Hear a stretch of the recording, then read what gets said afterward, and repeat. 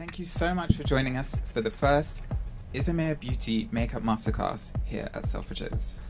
I'm your host, fashion and beauty editor Dominica Duggan, and I'm so thrilled that you could all be here today.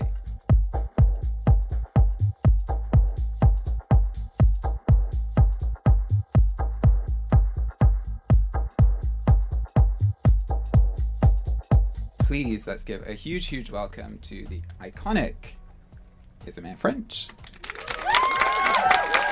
I feel like I'm having a bit of a Eurovision moment with this thing, so I might break out into a song and dance. It's your brand new mic. I won't do it. So the first look that I'm going to do is going to be a look that I did in her last show, and it was quite fun. It was actually, I'm going to get them out now. So it was with these LED lights. So I'm going to show you basically how to apply these onto Sky's face. The first thing we're going to do is take a little bit of alcohol. So the reason we're going to do this is because when you're applying things like glues, or in this case we're actually going to be using double-sided wig tape, you want to make sure that the skin is totally sort of free of any oils. And this is where I'm going to be running the wires. So then what I'm going to do is I'm going to bring this round and across her face and across her nose like that. So you just want to bend it in the middle. And actually, Sky's a really great model for this because she's got these freckles, and when I show you how to do, thank you, the skin blending, it actually lends itself really well to kind of camouflaging these wires. How long did it take you to create the brand? And what kind of, when did you thought it's the time to like bring it to life? I started developing the brand probably in the first lockdown, and I'd done sort of this type of thing, development, you know, for I'd worked for a number of different other brands. All in all, it probably took about 2 years of development, and it takes about 2 years anyway, to 1 to 2 years to kind of develop product as well. So do you know what, because I work in fashion so much, thank you, you know, fashion changes so much, changes seasonally, doesn't it? And I always felt like makeup should do that too. So that's kind of why I, you know, chose to do lots of different drops. And now what we're going to do is to start pulling these off. Now I've got fake nails on and I can't do it. So Joe's going to do that. This now, the wires, we're going to kind of want to camouflage. So what I've got here are alcohol paints. I don't know if you're familiar with them, but they're really great. They're also really great if you like to fake bleach your brows. This is the best stuff for it because it kind of doesn't come off. Have to activate it with alcohol, but if you don't have that, you can also do foundation and concealers, obviously, and you can actually do something similar to what I'm going to do with those with your foundations by using alcohol to activate it, and it helps to kind of make it stick better. And then I'm going to powder over the top of the tape just to kind of seal it, and then I'm going to work in with the foundation and then with the alcohol. So just a little bit of powder there. So I just wanted to know a little bit of how was your experience shooting with Julia Fox on the last campaign that you did, because I saw you directed it, and congratulations, because it was like really great. And I just want to know, how was your experience with it? Thank you. It was great. She's such a star. She is a star, yeah, she's a star. I mean, came together very easily. It was really fun for her to do something a bit different. And obviously she was stuck in a vac bed for like most of the day. Yeah, good few hours. Good few hours, yeah. And she wore it really well and loved it. So while Joe does that, I'm just going to show you like the next step, and then Joe can continue doing that and stuff. So I've got my palette here. This is alcohol, and I'm just going to start to activate a number of different colours here, and they're all different skin tones. So I'll use a few light and a few darker ones, and basically you're just going to splatter this across the face, and it starts to create a sort of second skin really, and helps to kind of camouflage things. So I'm just going to take the toothbrush, and I'm just going to start splattering like this. You just want to sort of protect your model's eyes, obviously.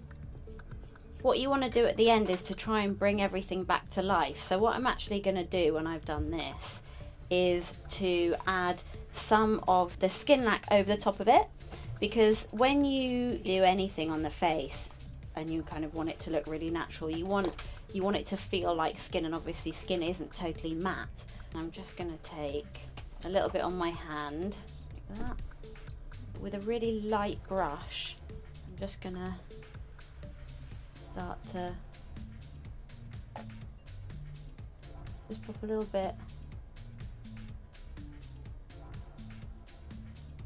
This. Are you ready for the big reveal? Yeah. It's not really that. We kind of need the lights off, don't we? But anyway, so thank you. That's a bit more exciting now, isn't it? Thanks. So just to finish off this, I'm going to take the industrial palette, the new palette again, and I'm just going to add some nice washes of silver and that kind of thing, just to kind of, thank you, help to finish this. So just showing you how sparkly that is, sorry. Oh, that light's really helped, hasn't it? It's kind of brought it all to life a bit more. So I'm going to add a little bit of the orangey lip black here now. Thanks, Joe. I've just kept a nice little bit of silver just there on her Cupid's bow. And now I'm going to add a little bit of the silver lip black just over the top, just to kind of make it pop a little bit more.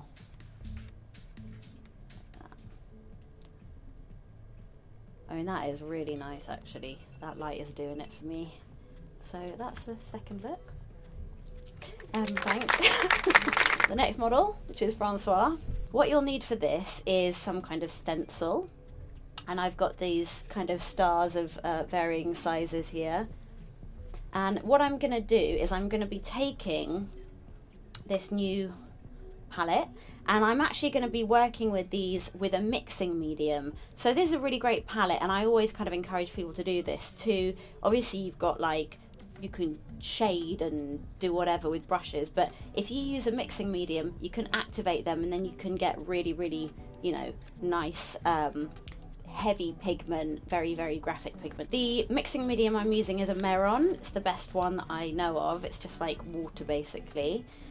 And I'm gonna just begin by putting some on a sponge. It's just a little beauty blender.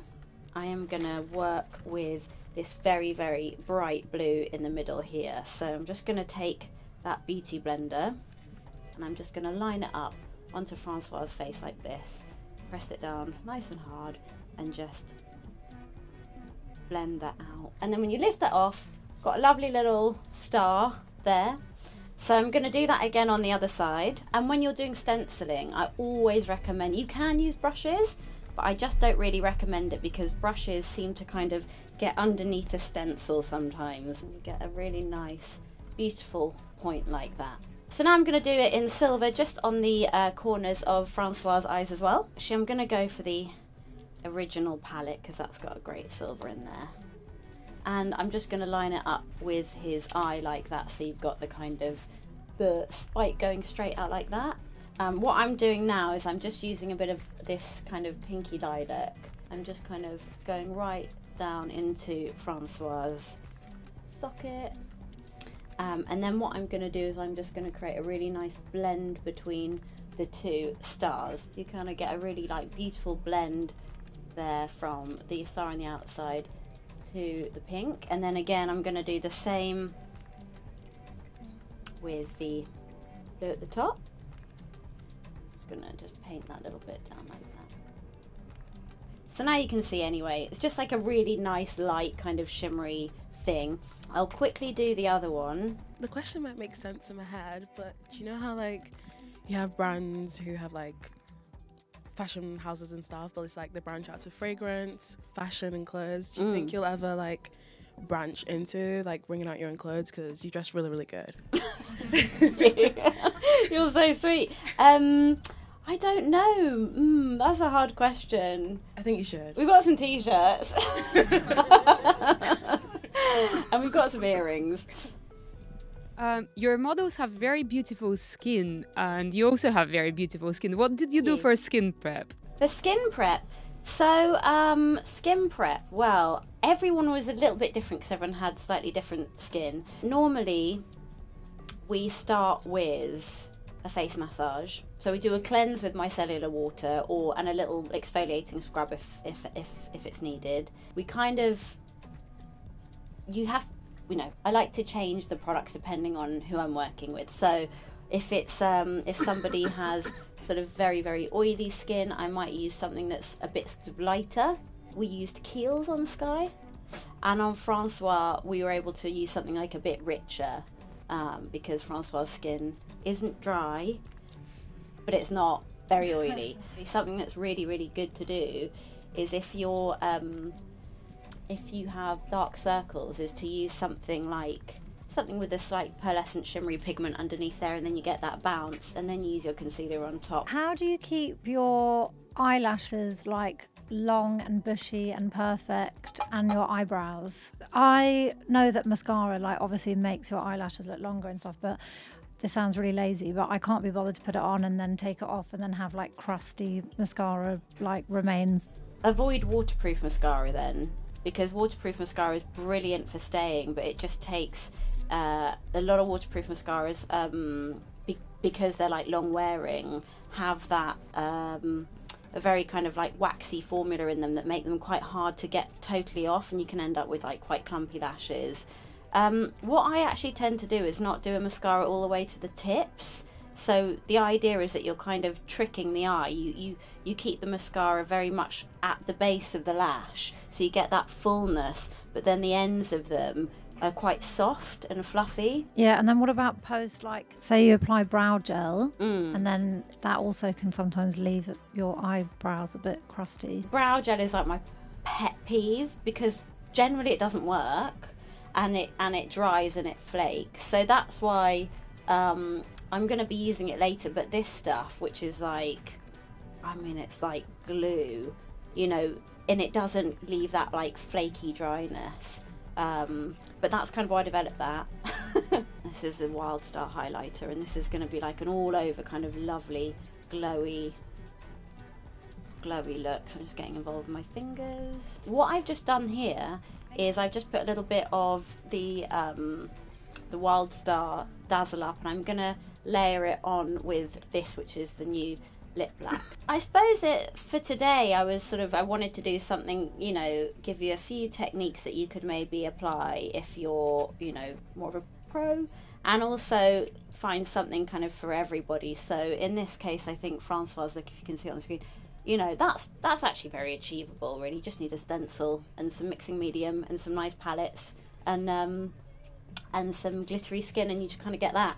But I think, yeah, for me today it was definitely about finding a little mix of things to do for everyone. So this look, I love skinny brows, so I thought I would do a skinny brow for this, and what I'm going to show you now is just a way of using the brow gel to help sculpt a brow. And this stuff is like, I mean, it really is seriously thick. I don't know if you've used it before.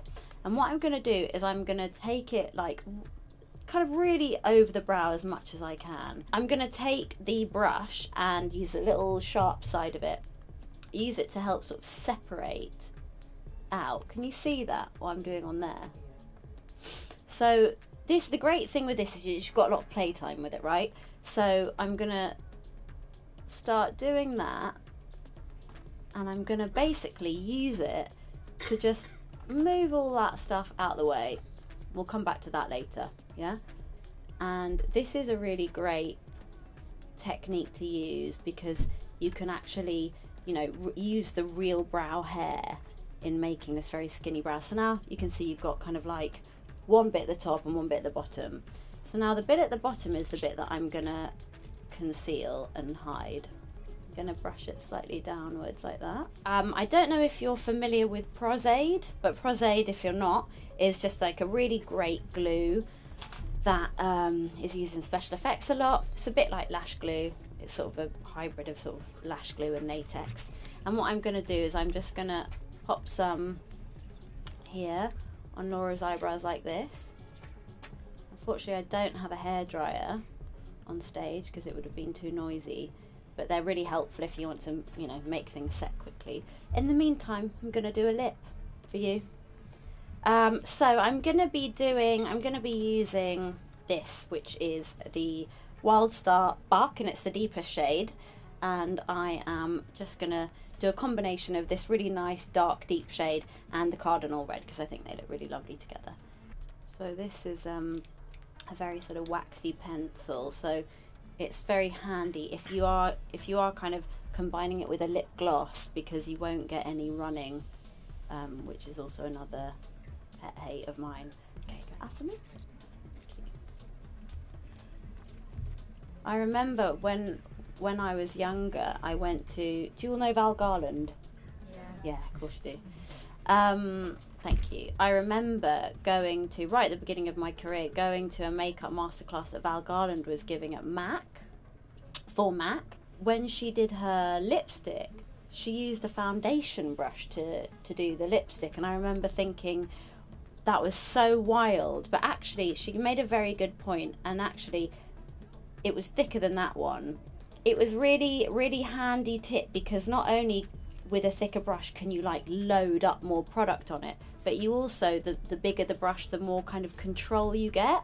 And I find that's the same with eyeliners. So if I'm doing an eyeliner, you know, with a thin brush, you kind of want it to be as long as you can, because you get much more control if you've got a longer brush when you're doing line work. Right, so now I'm just powdering over the brows, just with a bit of powder, like that. Because that glue is nice and dry. And what I'm going to do now is I'm just going to take a little bit of colour corrector. So this is just my little concealer palette, but you can see there are some oranges in there. So oranges and pinks are really good at getting rid of shadows, thank you, or hair or whatever. It kind of counteracts it. So I'm going to use this orange here, tap it on the brow here. And I'm just going where the brow is, you know, I'm not really going going too much onto the skin, because I just want to focus on that brow area. So again, I just powder over there, and every time you use a creamy based product, just pop some powder on, and that will help to set it, and you can work over the top of it. So you can see up there that actually we've managed to create a really, really skinny brow just using a bit of makeup. So I'm gonna go in with this taupe. You close your eyes for me, darling. I'm just gonna go in with this taupe just on the outer corner like this. And now a little bit of this kind of light bony colour. I'm just gonna pop that in there. So that's how you kind of get a really nice but quite real looking skinny brow. I'm gonna just do a bit of mascara because we haven't had a mascara moment yet. I just wanted to know what's on your face, because you have such a lovely glow. On my face? Yeah. Oh, thank you. It's called like nerves. Thank you. It's called skin lack. Thank you. Yeah, got a little bit of that going on. What do you have on your eyes? Like, how did you do your own eyes? Oh, thanks for asking. I actually used Wild Star palette. Nice. Yeah, I sort of did a similar thing to this. And with it's like winged out, is it? Like. Yes, it is winged out. It's hot. Thank you. Joe actually gave me a hand with it. Go on, sell it, babes. Take my mic.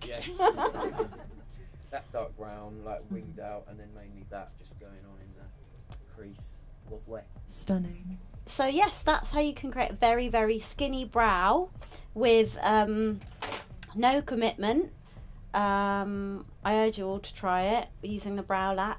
We used a bit of the Cardinal on the lip, did a nice deep lip liner, and a little bit of Wild Star on the eyes, you know, to give it a little bit of glamour. Please, can we give Isamaya, Joe, and our wonderful models a huge, huge round of applause? They really deserve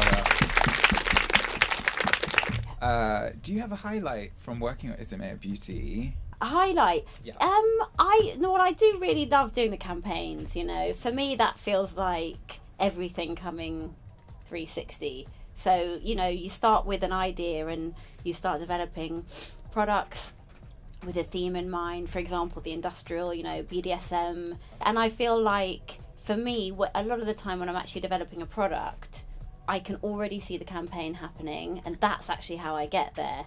So I kind of see the big visual, see the story, see the film, you know, and the model, and then that really informs all the kind of creative choices that I make when I'm developing the product. So I think, that's the fun part, you know, because then it all comes together. Yeah. And then I guess the second part of that question, what have you learned about yourself? You know, one thing that's really important is to just have a really great team, and I have an amazing team. Shout out to my team. Yes, let's give them a round of applause. You know, because owning a brand and doing a brand is one thing, you know, a creative thing. But then you have so many other facets of the brand that you have to cater to. You've got social media, you've got the, you know, marketing, the distribution, you've got all of these things. You know, a brand's not just designing products, it's a bloody machine, you know, it's a shit. I don't know if this is a bit of a cheeky question. Do you have a favourite product of yours, like of your own collections? I don't want to be defined by a dick, do you know what I'm saying? But it was probably the funnest to develop. And I often say I wish I could share the email exchange between me and the design team, because it got very anatomical. There were lots of different shapes, right, before you settled on this? Yeah, lots of different I mean, you know, as you know, everybody sort of knows, it comes in shapes and sizes, doesn't it? And it was about getting it just right for me. 4 inches, apparently. Thank you so much, everybody.